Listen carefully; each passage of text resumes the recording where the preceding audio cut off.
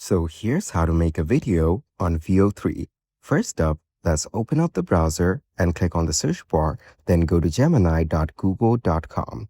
So as you can see, we're now in the Gemini interface. Over here on the bottom, you will get to see all of these options. Choose video from here. Now, in the text box, you need to type in your prompt with which you want to create the video. After that, click on the submit button.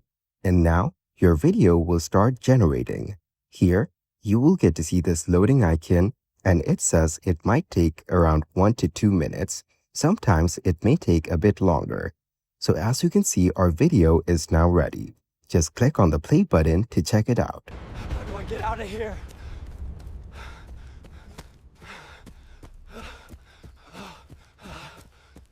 So as you can see, the video is based exactly on the prompt that we provided.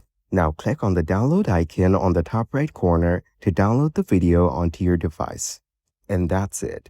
That is exactly how to make a video with VO3.